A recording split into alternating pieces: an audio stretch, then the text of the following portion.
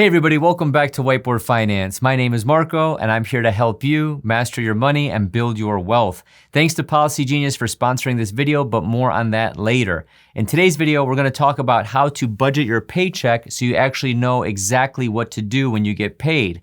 One of the biggest takeaways from watching my channel is that you need to pay yourself first so your money works for you and not someone else.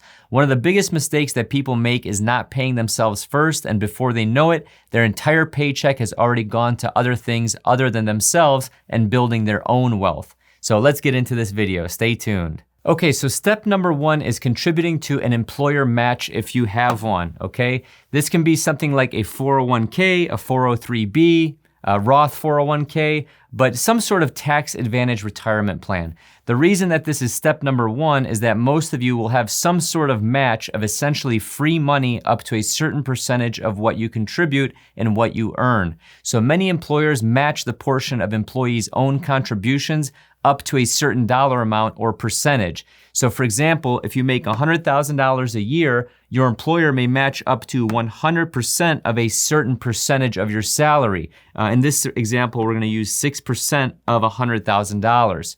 So this is why it's smart to contribute at least up to the max of what your employer match is. So the max here is 6% in this example, and if your employer matches 100% of that, you are essentially getting an additional $6,000 while simultaneously lowering your taxable income by $6,000 because a traditional 401k is a tax advantaged account. You're reducing your taxable income. So you're putting in 6, your employer is matching the 6, giving you 12 at the same time, reducing your taxable liability for the year. Step number 2 is paying off high interest rate debt. So what is considered high interest rate debt? Well, the logical question is to ask yourself what else or what kind of return can you get with that money instead of paying down that debt? So remember, paying off debt is a tax-free, risk-free, guaranteed rate of return. So if you have a credit card that is charging you 25%, by paying off that debt, you are making a guaranteed rate of return of 25%. I would take that return all day long and invest every single penny that I have into that investment if I was guaranteed 25%. I consider anything above 6% to be high interest rate debt because that is a very healthy return on investment with literally zero risk or any taxable events. The reason you want to pay off high interest rate debt is because compound interest works both ways, okay? It can work for you or it can work against you. Say for example, you bought a PlayStation with a bunch of video games and controllers totaling $1,000 for example, and you put that on a super high interest rate credit card. Well, now that $1,000 PlayStation could easily become multiples more over time if you're just making the minimum payments. Minimum payments are bad. Because this is constantly keeping high debt in your life, it will be one of the biggest roadblocks to building wealth. This is why step number 2 is so important. Number 3 is to build your emergency fund. I could have maybe put this as step number 2, but the fact that paying off debt is a guaranteed rate of return, the math and finance nerd in me simply couldn't pass that up. Building out your emergency fund should be anywhere between 3 to 6 months of living expenses. If you're single, 3 months is most likely fine. If you have a family, I'd lean towards 6 months. If you're an entrepreneur or have a 100% commission sales role, I'd even lean more towards 12 months in this case. I know this sounds super conservative, but if we went through a period of 2008 all over again, people were losing jobs left and right and unemployment was 10% and more. Having an emergency fund allows you to create an insurance policy on yourself, and it allows you to create a strong foundation on which to start building wealth from. This is why these 3 steps are in the order in which they are. Having too much cash in an inflationary environment is a losing proposition. However, when it comes to emergency reserves, this is a non-negotiable in my opinion. Once you do reach that 3 to 6 months, you need to start investing for retirement and overall wealth building. Before we get into step number 4, which is gonna be investing, here's a word from today's sponsor, Policygenius. I used Policygenius to find the right life insurance for my family. The peace of mind knowing that my daughter is covered just in case something happens to me is priceless. Even if you have coverage through your job, that may not be enough. Most people need 10x the life insurance that their company actually provides. Typically, life insurance gets more expensive as you get older, so it's smart to get a policy sooner rather than later. They even have options that offer coverage in as little as a week to avoid unnecessary medical exams. Policygenius never sells your information to other companies. Since 2014, Policygenius has helped over 30 million people shop for insurance and has placed over $150 billion in coverage. Policygenius is an insurance marketplace that makes it easy to compare quotes from top companies like AIG and Prudential, all in one place to find your lowest price on life insurance. You could save 50% or more on life insurance by comparing quotes with Policygenius.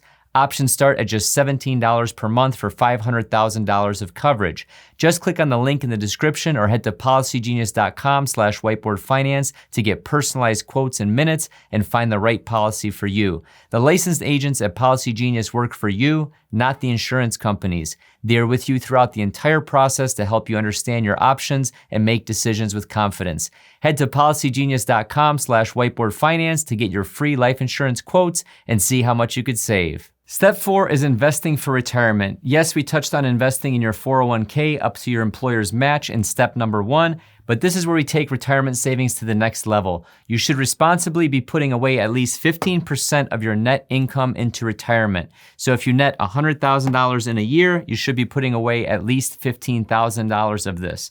This is where I'd like to incorporate the Roth IRA. So if you're not familiar, the reason I like the Roth IRA is because it's incredibly flexible and you're contributing to it with after-tax dollars. This allows whatever investment you have in the Roth IRA to grow tax-free, so upon retirement, you will not have to pay anything on the growth within this account.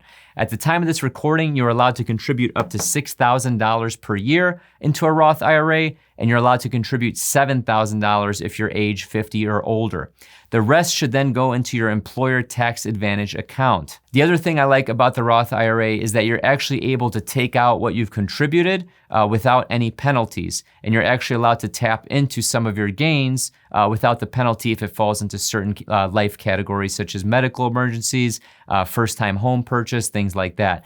These rules can change, but at the time of this recording, it's super, super flexible. And if you don't like what you're invested in, at the end of the day, it can just become a glorified savings account because you can always pull out what you put in. Step number 5 is to fill up your buckets. So I could have taken this video to the next level by talking about paying off low interest rate debt, prepaying college for your future children if you decide to have them, and other things like that. However, I think that for most people, step 5 is where we stay disciplined and are able to actually enjoy life with the money that we make. This is where I introduce my bucket system. So after steps 1 through 4 are completed, you will hopefully have money left over for expenses, which you should have a good understanding of how much these expenses are and should pay them off responsibly. After steps 1 through 4 are done, and you're also done paying all your monthly living expenses, let's say you're consistently able to save $1,000 a month, or let's pretend this is that $1,000 right here. So this $1,000 needs to be funneled into your buckets. These buckets are essentially just different savings accounts, investments accounts, CDs or bonds. It's completely up to you, but I prefer to keep this in an easily accessible liquid account. So I keep mine in a money market account.